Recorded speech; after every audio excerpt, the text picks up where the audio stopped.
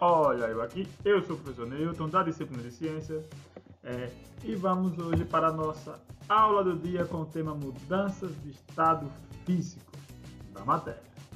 Ainda estamos estudando as propriedades, as características, desenvolvendo o que é a matéria, beleza? Vai ser uma aula novamente bem simples. Esse assunto, algumas coisas vocês já viram nos anos anteriores, então vai ser bem de buena, beleza? Então se acomoda, fica confortável e sim, bora! Bem, turma, só lembrando, tema 4, mudanças de estado físico, páginas que iremos utilizar do livro didático, 26, 27, 28 e 29. Vocês já estão cansados de saber? Para responder a atividade, dá uma lida nessas páginas aí também, beleza? Quem não tem o livro, vou postar as imagens das páginas no grupo de WhatsApp, tudo bem? Vamos lá, mudanças de estado físico. A variação de temperatura pode provocar mudanças de estado físico da matéria, sim! Lembra lá? Água vira gelo, água vira gás, então vamos lá, vamos adiante. Né? E nós vimos na aula passada os estados físicos da matéria. Hoje nós vamos ver as mudanças, como acontece a mudança de um estado para o outro. Seguinte, vamos lá primeiro aqui diferenciar temperatura e calor, tudo bem? A temperatura é a grandeza que indica o grau de agitação das partículas da matéria. Partícula, vocês não estão doidos? Vocês não comeram o queijo para esquecer rápido assim as coisas? Lembra lá que eu usei no exemplo o esquema que o estado sólido, as partículas ficam bem juntinhas, vibrando. Já no estado gasoso, elas ficam se movimentando bem muito, não é isso? Então, é isso aí, essas partículas são essas que estamos falando. E quanto maior a intensidade da agitação dessas partículas, maior a temperatura de um corpo. Então, se as partículas estão muito agitadas, a temperatura está alta. Se elas estão pouco agitadas, a temperatura está mais baixa, beleza? E calor? Calor é o nome dado à energia transferida entre dois corpos. Olha aqui esse exemplo. Você está lá, vai no supermercado, compra um refrigerante. Só que está quente, você vai tomar refrigerante quente. Né? Quente toma café, no refrigerante, o que é que você faz? Ou na geladeira ou no gelo. Aí tem lá a sua caixa térmica, você vai para a praia, vai para a barragem, vai para a fonte. Pega a sua coca e coloca lá dentro do gelo. Espera um pouco, quando vai tomar, que abre gelada. E aí, o que aconteceu? Houve o quê? Transferência de energia entre dois corpos. Houve transferência de calor. E olha aqui para ficar mais claro ainda. A troca de calor sempre ocorre do corpo de maior temperatura para o de menor temperatura. Nesse exemplo que eu trouxe para vocês, o calor da Coca-Cola foi transferido para o gelo, porque a intenção quando você faz isso, coloca a Coca no gelo, é que os dois fiquem à mesma temperatura. Então, a Coca fica fria, fica gelada, por quê? Porque ela transferiu o calor dela para o gelo. E aí, interessante, não? Vendo aí? Agora quando for tomar uma coquinha, lembra do professor. E quando for tomar a princesa, pode levar uma coquinha gelada lá que a gente tora ela facinho no meio da aula, tudo bem? Vamos embora. Agora vamos ver as mudanças do estado físico. Olha, elas têm... Já gravou? Um minuto. Opa. Será que foi? Não sei. Agora sim. Olha lá. Mudanças de estado físico da água. Aqui nós vamos usar água, tá? Mas poderia ser água. As mudanças também ocorrem em metais, ocorrem em outros materiais, em outros tipos de matéria. Nós vamos usar aqui o exemplo da água. Olha lá. Temos água em 3 estados. Água no estado sólido, líquido e gasoso. As mudanças de estado físico ela ocorrem dependendo da aumento ou diminuição da temperatura. Está vendo lá a seta em cima e a de baixo. Tranquilo, né? Bora lá. Quando a água sai do estado sólido para o líquido, essa mudança é chamada de fusão. Tudo bem? Fusão. Já quando ela está em estado líquido e muda para o estado gasoso, esse processo se chama de vaporização. Só que aqui na vaporização há 2 tipos de vaporização. Primeiro, a ebulição. A ebulição é aquela quando você está lá fazendo seu cuscuz, a água fica fervendo. Aquela é a mudança de estado líquido para o gasoso muito rápida, se chama ebulição. E já a evaporação, que também é um tipo de vaporização, é aquela que tem, por exemplo, a poça d'água na frente de sua casa, aquela feitura não tapou o buraco. choveu, a água ficou lá empoçada, ela demora o quê? Um dia ou dois, não? De sol para o quê? Para ela evaporar. Então é lento, é um processo lento. Então, vaporização é líquido para gasoso, só que a vaporização pode ser de dois tipos: a evaporação ou a ebulição. Tudo bem? Vamos seguir. Já a sublimação é quando a água sai do estado sólido para o gasoso sem passar pelo estado líquido. É um caso raro? É, mas acontece, então é bom saber. Sublimação, tudo bem? Nós vimos agora as mudanças de acordo com o aumento da temperatura. Vamos agora ver, dependendo da diminuição da temperatura. Olha aqui. Solidificação. Já dizem sólido. Essa é quando parte do estado líquido para o estado sólido. Já a condensação é quando o vapor de água muda para o estado líquido, que é o que acontece no céu.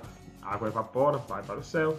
Quando a temperatura diminui lá em cima, ela é condensada, formando água líquida. Depois vai acontecer a chuva. Tudo bem? E na ressublimação, que é quando a água sai do vapor de água para a água sólida. Aí também é raro, mas acontece. Tudo bem? Show? Facinho, né? Vimos aqui quais são as etapas das mudanças de estado físico. Tá? Foi? Deixa eu ver se foi. Foi! Agora vamos ver a temperatura de fusão e ebulição, tá? A temperatura de fusão é aquela que ocorre quando a mudança do estado sólido para o líquido e equivale à temperatura de solidificação. Olha aqui. Quando a água está líquida para atingir o estado sólido, ao nível do mar, ela tem que estar a uma temperatura de 0 graus Celsius. Olha lá o gráfico do resfriamento de uma água ao nível do mar. Vocês podem ver que ela está em estado líquido, quando está lá na setinha. Vocês vão acompanhar esse vídeo, tá lá, a setinha com o nome de estado líquido. Só que quando ela atinge a temperatura 0 graus, ela vai o que? Solidificar. Então, a temperatura de fusão, de solidificação da água é 0 graus Celsius. Chegou em 0, ela congela. Beleza? É o que acontece nos nossos congeladores. Já a temperatura de ebulição é aquela em que ocorre a mudança do estado líquido para o gasoso e equivale à temperatura de condensação. Olha aqui. Já essa temperatura é a 100 graus Celsius. Diferente. É quando a água parte do estado líquido para o gasoso. Vocês estão vendo um cachorro aqui, né? Não é da vizinha, viu? Então reclamo com ela. Quer o número? Eu passo no WhatsApp. Né? Quando você coloca lá a água lá para fazer seu miojo no fogo, no seu café, ela vai ferver quando atingir 100 graus Celsius. No gráfico aí também mostra isso. Tudo bem? Então, temperatura de fusão 0 graus Celsius, temperatura de ebulição 100 graus Celsius. Lembrando que aí a água no nível do mar. Nível do mar, o que é isso? Deixa eu explicar agora. Vamos lá. Bem, turma, é aqui agora que eu falei que eu ia explicar sobre o nível do mar, né? Então, vamos lá. A influência da pressão. Além da temperatura, a pressão também influencia as mudanças do estado físico. Olha aqui que eu vou trazer para vocês. Quando eu falo nível do mar, sabe? Por exemplo, na praia. Quando você está na praia, você está a 0 metros de altitude. Você está no nível do mar. Tudo bem? Quando você se desloca para o interior, algumas outras cidades, o relevo normal dos nossos continentes, ele vai dando aquela subidinha, né? Por exemplo, olha aqui, Rio de Janeiro, Janeiro que cidade litorânea, né? Praia, né? Está a 0 metros de altitude. Já São Paulo, que não é uma cidade litorânea, ela está a 760 metros de altitude. Brasília está a 1.200 metros de altitude, tá? Agora, olha ali. No Rio de Janeiro, a pressão atmosférica, que é chamada de ATM, é de 1 ATM. Já em São Paulo, essa pressão é 0,92, ou seja, é menor. Por que é menor? Porque há menos ar entre o chão da cidade e a atmosfera. Porque se aqui é o Rio de Janeiro, aqui é a atmosfera, né? Aqui tem 1. Só que São Paulo, ela está um pouco acima de Janeiro. Ou seja, a diferença entre a atmosfera e São Paulo é menor. Então há menos ar. Por isso que a pressão atmosférica é menor. Já Brasília, que está aqui assim, está mais alto, a pressão é ainda menor, pois tem menos ar. Por isso que em alguns jogos de futebol, quando os times vão jogar em cidades muito altas, como por exemplo Quito, que é a 4.000 metros de altitude, os jogadores ficam com falta de ar. Por quê? Porque há pouco ar disponível. Porque como uma cidade muito alta, há pouco ar entre a cidade e a atmosfera. Aí quem não é acostumado àquelas altitudes sente um leve desconforto em respirar, tudo bem?